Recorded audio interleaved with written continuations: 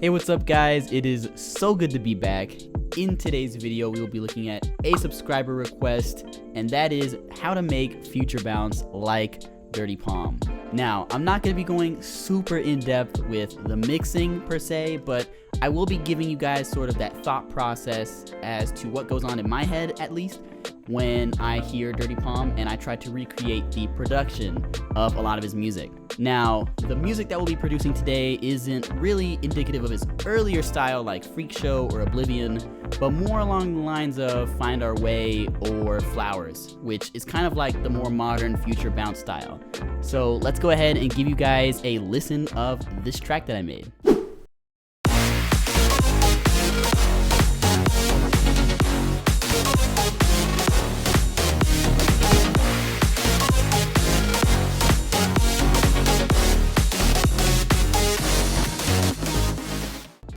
Alright, so looking at the track, we've got some pretty distinct sections. We've got our bass, we've got our chords, we've got our wubs, these are more like an effect, a synth effect. We have our synth lead, and we have our drums. So let's go ahead and take a look at all of those.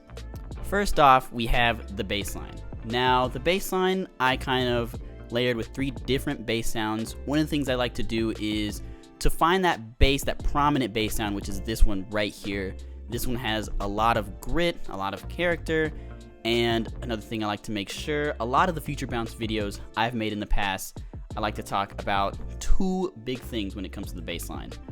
First is the syncopation and swing, so, you know, notes like these, notes like these, those notes are the ones that are syncopated and sort of give you that like groove of future bounce. And then the second thing I like to go over is the use of octave jumps. So you see we've got an F sharp down here around C2 and an F sharp up here around C3. That sort of gives you that bounciness because it's bouncing between octaves. And then just to show you guys, we've got this first bass layer, which sounds like this. That gives us our main character, that grittiness, and it's the one that's going to be the most prominent. Then we have this one, and as I titled it, Fullness, it gives us the fullness in that low-mid section. And lastly, we have our sub bass. This will fill up those lower end frequencies and really bring together that overall bass sound. So overall, they sound like this. And just to go over a little bit of the processing, I did EQ them a little bit differently. The gritty one, I raised it up at about 1300 hertz just to give it that character, and I only did it by about a dB, which isn't crazy, but I wanted that little bit of boost so you can hear that mid section. The fullness, I lowered it from about, like 1K and up, a little bit of a roll off, raised it at about 300 hertz, just by about a dB and a half, just to bring out that fullness. And I I did a low cut, around 40 hertz, just to leave room for that sub. And then the sub, of course, I cut the highs and left room where it needed room. Now, another thing that I added was this brass stab. Dirty Palm does like to use a lot of those like hard hits every bar pretty much, which is what I did for this brass stab. It is a vital preset and I've EQ'd it like so. So I boosted the highs, boosted the high mids, cut the lows. Nothing crazy in terms of mixing.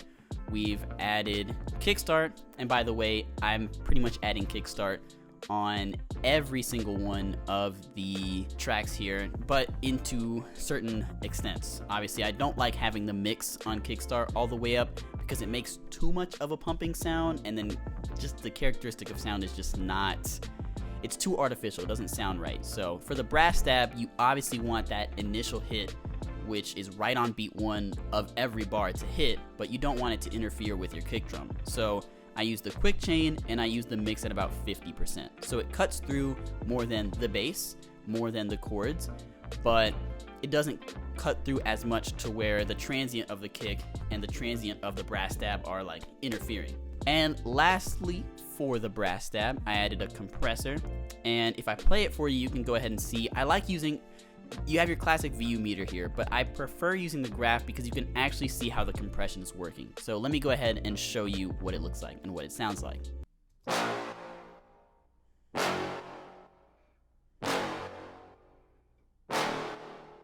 So I've got a ratio of 3:1. The threshold is at -16 dB.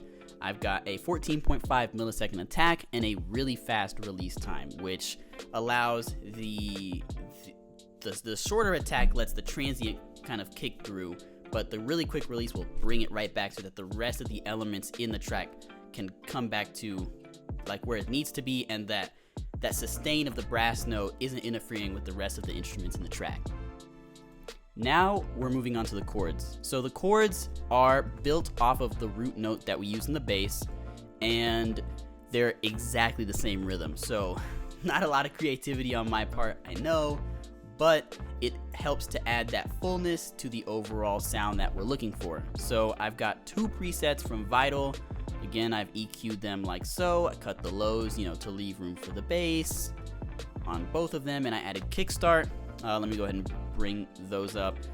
The chords I don't really want to be as prominent as the lead and the bass, so I'm using the regular kickstart, the free punch, which is a little bit more harsh in terms of its sidechain, and the mix is at 100%. So really the chords are here to complement the bass. So let me go ahead and show you guys what that sounds like.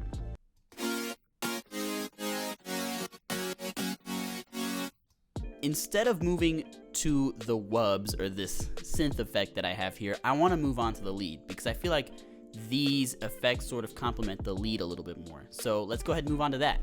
The lead is comprised of 1, 2, 3, 4, 5, 6, 7 layers, and I know that looks really stupid.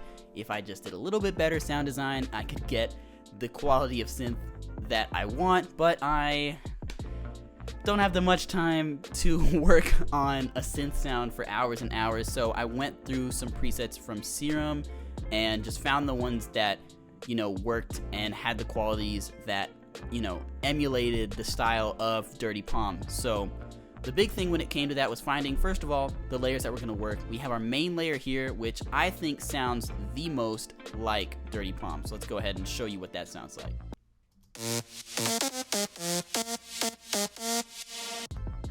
So that's going to be the one that is the most prominent. Then we have the rest of the layers. I'll just go ahead and play through these and show you what they sound like.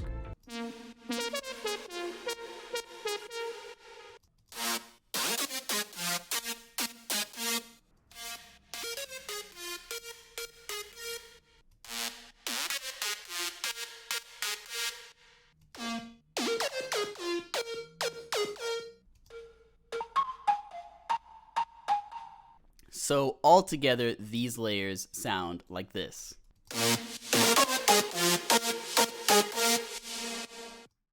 Now to add a little bit more interest to this lead, we have this reverse lead effect. And now what this is, it's kind of a one shot of the lead that I actually used from another sample pack, but it actually really worked in this song, and it kind of ties into certain notes. So let me go ahead and play that for you guys so you can hear how it kind of reverses into the more prominent notes of the melody.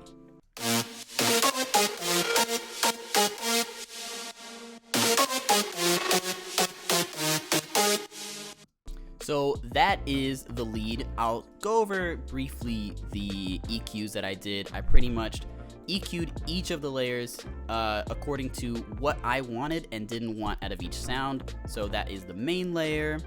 This is the second layer. As you see, we got a little boost around 300 to 400 hertz. We've got the second layer boosted around 900 hertz. The third layer boosted around 2K. The fourth layer, we kind of dipped around 600-700, boosted around 4K. The fifth layer, which we did a little high roll off, boosted around 400. And the last layer, which another high roll off, boosted around 900. Which I think kind of blended all of these sounds together. They're pretty harsh, but overall together they actually work really well in my opinion. Now we've heard the lead melody. Now we can hear these wubs, as I titled them, or the synth effect. So there are 2 presets in Serum, and what I did was, I want to open up the plugin to show you guys. So this was actually a pack from MoFolk, which I really liked. And what I did right here was I messed with the rate of the LFO, so LFO1 right here. That, I'll go ahead and play a note on the keyboard. If you mess with the rate, you can change the amount of times that this LFO is being like looped back. So right now we got 8 notes. If I lower it to, let's say, like a half note, it'll go back at a half note pace. And then if I raise it up to like a 16th note, it'll go at a 16th note pace. And this is actually really cool because a lot of future bounce, future house really love using LFO effects on their leads. So I actually used the 8th note, and what I did was, let me turn off, I actually used a single band EQ to actually add some more interest to this, but I'll get to that a little bit later. If you can go ahead and hear this, you'll hear that it comes in when the lead is not playing. The lead melody is like silent. This is like a sort of a call and response. So the lead is the call, and then these chord effects are the response. So I'll go ahead and play that for you guys.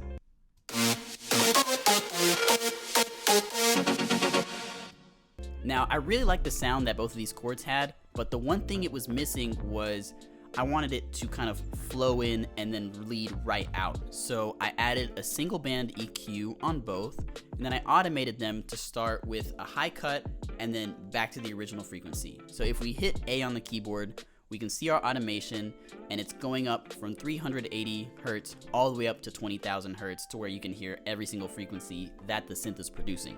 So let me go ahead and show you guys what that sounds like. Now, we've got all of our instrument layers covered. The last thing I want to show you guys is the drums. So it's actually pretty simple. It's pretty much every, house 4 on the floor beat. We've got a kick on every beat, with the exception of bar 4, where we have a kick on 4 and, so it goes bum bum, right? We've got an exhaust sound that has kickstart, so it doesn't really interfere. The high frequencies of that exhaust doesn't interfere with the kick. We have a reverse exhaust, so I bounced this out, reversed it, and it kind of leads going into the second phrase of the drop. We have a snare, we have a clap, we have a drum fill for every 8 bars, we have a low tom, we have another drum fill, and we have a ride cymbal that plays on top of it all. In terms of the processing of the drums, I used Logic's stock vintage EQ. This is the vintage tube EQ. To get there, you just go to your plugins, your inserts, go to EQ, vintage EQ collection, and this is the tube EQ. Again, this is a emulation of the Pultec EQP1A. And what I did for this, I used a preset called Drum Bus, and I slightly tweaked a few things like the low boost, the low attenuation, the drive, the output, and it kind of gives the drums a much more present and punchier feel. So I'll let you guys go ahead and hear what the drums sound like in general, and then I'll turn on and off this EQ so that you can hear what it's doing and how it's affecting the overall drum bus.